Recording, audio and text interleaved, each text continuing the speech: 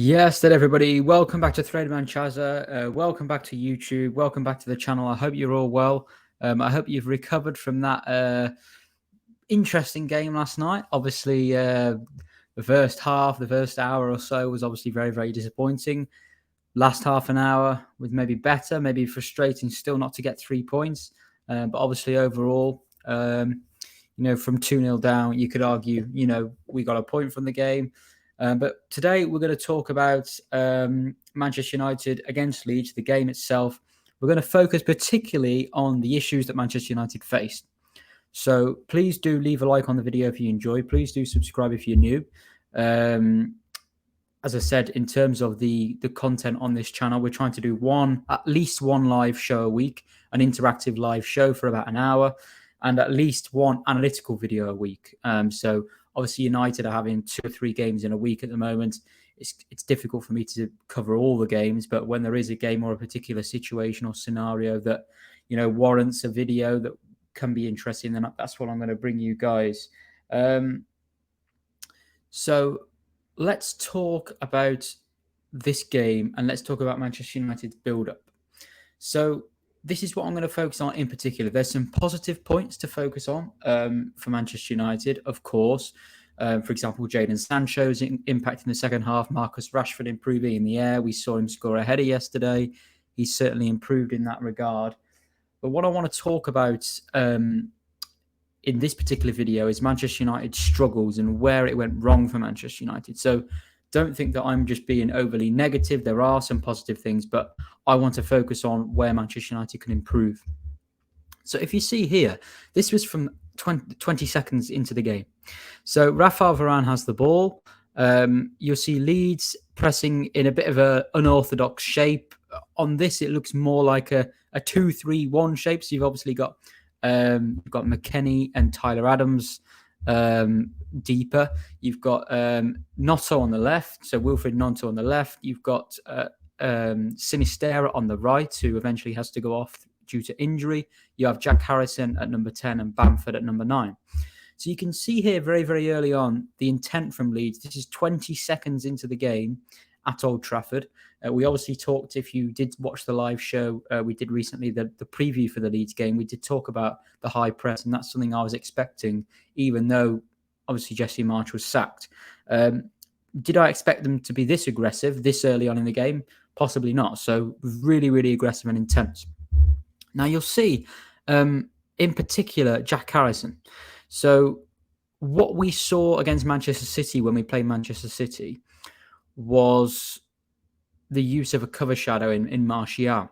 So a lot of people, and I was in the stadium for that Manchester City game as well, and me included at times, people were getting frustrated. I could see people around shouting at Martial for not going to press the Manchester City centre-halves.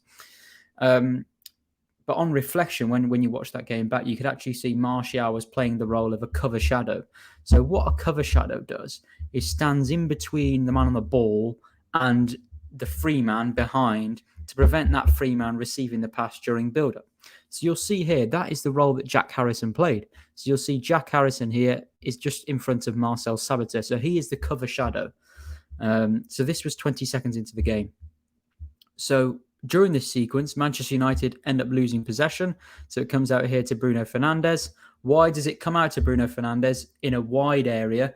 Well, because Leeds have blocked off that central route of progression for United. I'm going to talk about that later on today in this video. Leeds have blocked off the central progression, so United are forced wide. If you force a team wide, what does that do? Well, that actually makes it harder for the team in possession because it's a bit more in those wide areas. You as an opposition team, you've got a bit more leeway to go in there and be aggressive. If you don't win the ball, you're in a wide area anyway. The opposition can't hurt you too much. Obviously, in the central area of the pitch, if you go and be really, really aggressive and lose a battle, that player then gets past you. Obviously, they're in the center of the picture. They've got more angles, more passing angles, more opportunities to affect the game. But what Leeds did, using both their forward players and their fullbacks, when the ball went out to a United wide player, or when even Bruno came out to the right-hand side to receive this pass, they were really, really aggressive straight into United because they know, oh, if we go together as a team, if we go out there and be aggressive and intense and commit a foul, so be it. Committing a foul in that area of the pitch is no worries for Leeds. And also, if we don't win that first duel or even that second duel, we've got players behind us backing us up. So even if the likes of Sinistera, Harrison, Nonto don't win that ball, then it's Adams and McKennie. Then it's Ayling, and it was Straug who went off, and Junior Firpo. And then obviously he comes to the centre half. So eventually, the amount of pressure that Leeds put us under, eventually we're going to make a mistake at some point. So there's that much intensity, that much aggression that the ball is going to be turned over. Unfortunately for us, it was quite close to our own goal. So Bruno loses the ball here. And then you'll see, look how disrupted our shape is. So you'll see there Sabitzer and Fred. So number 15, Sabitzer with the gloves, and Fred just ahead of him there. You see they're in trouble. They're, you say out of position, but they're not in a good position defensively. You'll see Varane has to come out. And you'll see Bamford there is in space, and a little 1-2. Nonto gets the return, and he scores. So within a minute, Leeds showed, and you'll see here another angle of our defensive shape. Leeds showed within a minute what their plan was, how aggressive, how intense they wanted to be. You'll see there, this is an alternative angle of their press. Look how aggressive it is. You'll particularly see, I think that might be Straug, the left back, on Marcus Rashford. So eventually that player ends up tackling Bruno Fernandes. Look how aggressive Leeds are there. So that was why Leeds got that early goal. Why did they get that early goal? They stopped the central progression into Sabitzer. Then they forced us into the wide area, trigger, press, intensity, aggression, counter. Okay, so that is how Leeds scored their first goal.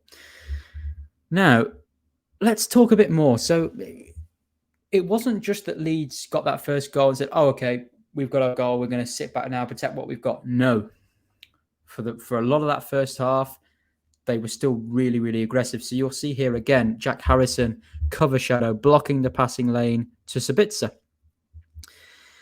And then it draws up a question where you might think, well, what did Manchester United do to try and get around this problem? So you'll see here on the next slide, once again. So this last slide was from the 4th minute, so 3 minutes, 53 seconds. And then we've got the next slide, 7 minutes, 35 seconds. Once again, Jack Harrison blocking that passing lane to Sabitzer. So you might be thinking, well, come on, United. Why don't you just bring Fred? Why don't you just bring Bruno back a little bit?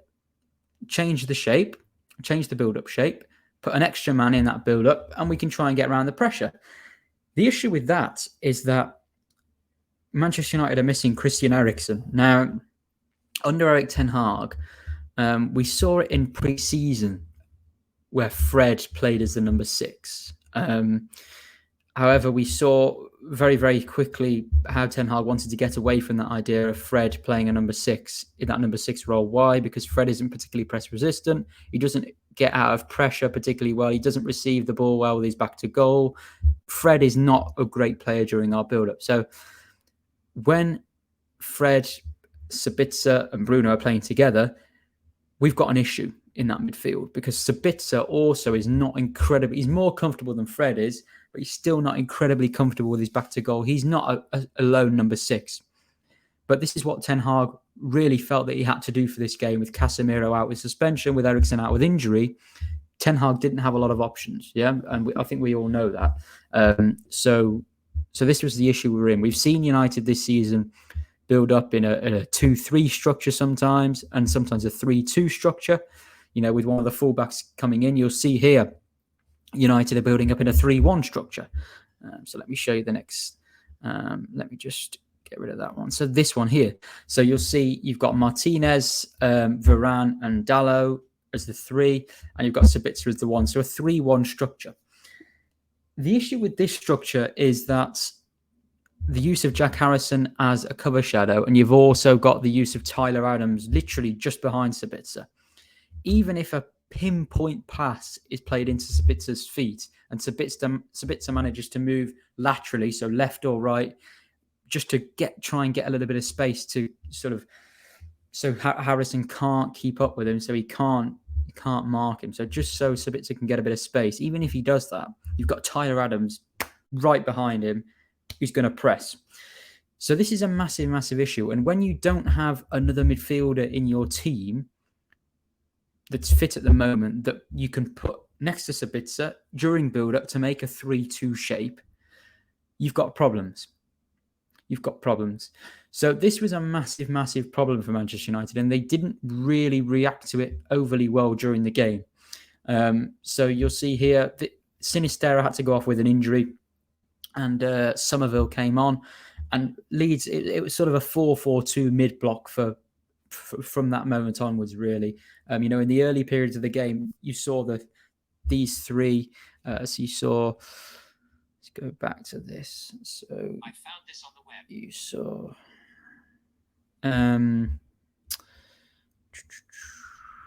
these three. So Nonto, Harrison, and Sinister. Sorry, Siri just wanted to listen to that conversation for some reason. So you saw those three pressing really, really high, Nonto, Harrison, and Sinistera. However, as we saw, when Somerville came on, it was a slight change of shape. So Somerville was slightly deeper, but still it was quite aggressive. So it was still a 4-4-2 mid-block. So they didn't press quite as aggressively as they were, but they were still aggressive and intense when the ball, when United centre-backs started to bring the ball forwards. They were very, very aggressive. So you might be thinking, well, what's the solution then? We've got to play Leeds again. We've got to play Leeds again in a few days. What is the solution for Manchester United? I've said that there isn't a midfield player that we've got, a recognised midfield player that's really ready to come in, that's fit. And Manchester United will have to change, because Leeds United, there's no reason why they won't do the same thing at Leeds. Even if they might even be more aggressive than they were for periods of this game. One possible option for Manchester United is Victor Lindelof as a midfield player. So McTominay's injured, Eriksen's injured, Casemiro is suspended. One option could be to bring Victor Lindelof into midfield. Now, this has been suggested over years and years by Manchester United fans, and I've always been a bit sceptical of it. I thought it's not really the best option. It's just sort of a bit of a lazy argument that some people have made, because some people have just based it off the fact that he's just sort of a decent ball-playing centre-back. He's got a good range of passing, Victor Lindelof, decent switches of play.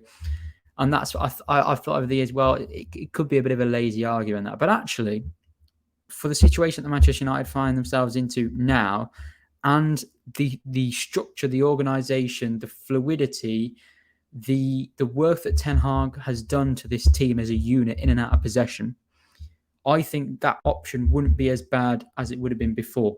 So I think before, when we were under Ollie or under Ranić, when you're mixing so many players around and rotating so many players into different positions, when you haven't really got the foundations of the team set and things working as efficiently as they are now, I think it's very, very difficult to make those changes. But I think the situation we find ourselves in now, and the fact that Ten Hag has brought him on twice now to play in defensive midfield for Manchester United this season, I think Victor Lindelof could be deployed as a defensive midfield player at Leeds, so at Ellen Road. Now, what would this look like in terms of who he'd play with? I personally would go with Lindelof, Sabitzer, and Bruno Fernandes. Now, obviously, you could argue that's even more risky than putting Fred in there with Lindelof, because Sabitzer and Lindelof don't really know each other. They don't really know each other's strengths, etc. But when we go to Leeds in this reverse fixture, we need to have two midfield players who are semi-comfortable dropping into those deeper areas. Now, Ten Hag doesn't think Fred is. It's clear. We've seen before, Fred has actually played in the number 10 position in a Europa League game before. Ten Hag just doesn't want him close to our own goal. He doesn't trust him in those deeper areas. So if Victor Lindelof were to come in, I think Lindelof, Sabitzer and Bruno could be an option for that Leeds game. Now, I'm not saying that's the ideal choice, but when you are faced with such a high press like this from Leeds, you need players who are reasonably comfortable receiving the ball under pressure, and you need that tactical flexibility. It's clear that Ten Hag doesn't trust Fred in that build-up phase, in that first phase of build-up, dropping deeper, playing alongside, Sabitzer in there, sort of during our build-up. That's not what Ten Hag wants.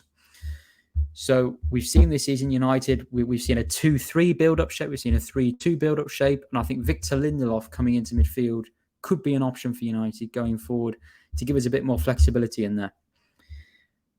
Will he do it? Well, as I said, he's used Lindelof there twice before, so we'll just see what he does.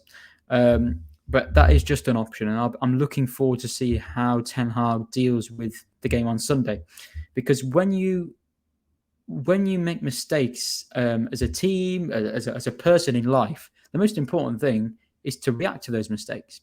A lot of criticism yesterday of Alejandro Garnacho. Some over the top, I think. I think he had a couple of massive chances that he should have tucked away, or at least done better with. But a lot of people seem to be thinking all of a sudden, Garnacho's not good enough now. People don't realise that the kid's still 18 years old. He's got a lot of development to do. And I think a lot of people online, they seem to base their judgment of one player's ability on one game. So all of a sudden now, Fred is useless. He needs to be sold. He's terrible and all this. But a week ago, 2 weeks ago, people were saying, Fred's doing excellent under Ten Hag. Which one is it? You know what I mean? Which opinion have you really got? I've kept the same consistent opinion. Fred shouldn't start every game. He should come on in a few games. He should start some games against certain opponents, but he shouldn't start for Man United regularly going forward. And that's always been my view. And I'm not going to change that unless new evidence comes to light. But these people sort of change opinions every single game based on what, you've got to make sure you apply context to the situation. And I think that's the same with Garnacho. He was the star boy, and now all of a sudden he's rubbish, or, he can't do this, he can't do that. But his finishing's always been raw. His end product's always been raw. He's 18 years of age. Of course it's going to be a bit raw. That's natural. Everyone has a bad day at work. Everyone needs to improve at something personally in their life. And Alejandro Garnacho is in a much better situation. He's doing a lot more than 99.9% of 18-year-olds around the world. So this is what we have to be careful with as a Manchester United fan base. And I think this game, it'll be interesting to see how Ten Hag reacts to this.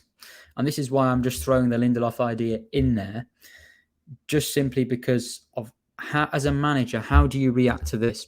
Because Leeds United, as I said, I think they'll come out, if not more intense and aggressive, the same, if not more, at Ellen Road for large periods. They might be able to sustain that aggression and intensity throughout longer periods because they've got the crowd behind them.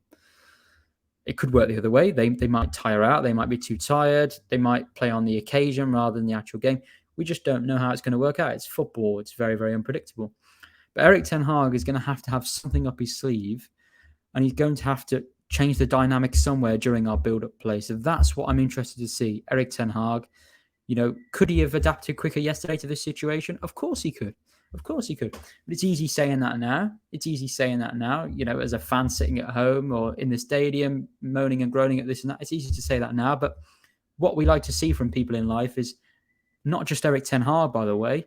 The manager can't take all the blame. How does the manager and the players, the coaching staff, how do they react to this problem that we had that caused us to concede after a minute?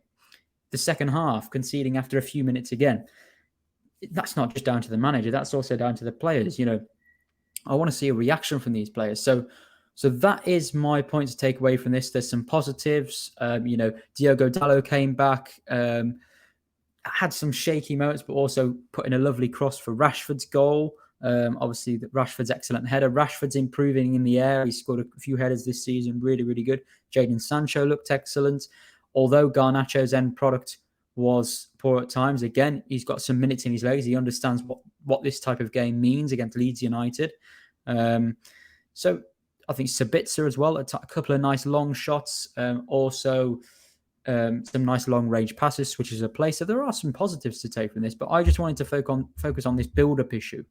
And I think the main thing it screams is give us Frankie de Jong, give us a press-resistant midfield player, give us a midfield player that's comfortable dropping into deeper positions and helping out our build-up play, because we've struggled with it a lot this season away at Brentford, home to Brighton. We've had it again in this particular Leeds game, and teams will find out our weaknesses, and teams have found out our weaknesses. And the weakness in this game was sort of the Sabitzer, Fred, Bruno. In terms of intensity, it's got a lot, but in terms of the technicality, dropping deep, the flexibility during build-up, it wasn't quite there. So I'll be interested to see how Ten Hag changes this. Does he bring Bruno slightly deeper during our build-up play and send Fred further forward? Does he drop Fred? Does he put Lindelof? Does he put Martinez in midfield? What does he do? And I think there has to be, in my opinion, a structural or a personnel change for our next game against Leeds if we really want to avoid these issues again. So thanks a lot, guys. I try and make these videos about 20 minutes long. I'll post some shorter clips over to TikTok as well. So please follow me on TikTok at ThreadmanChaza, Twitter as well, always at ThreadmanChaza as well. Please do subscribe if you're new. If you enjoy this analysis, please let me know in the comments. Please do like the video as well if you enjoyed. I really appreciate all the support. Sorry for the interruption from my Apple Watch there. Siri got a bit too excited with all this tactical work, but I'm sure I'll tell him to be quiet next time. But yeah, thanks a lot, guys, for watching. I really appreciate all the support, and I'll be back with another video very soon. Cheers, guys.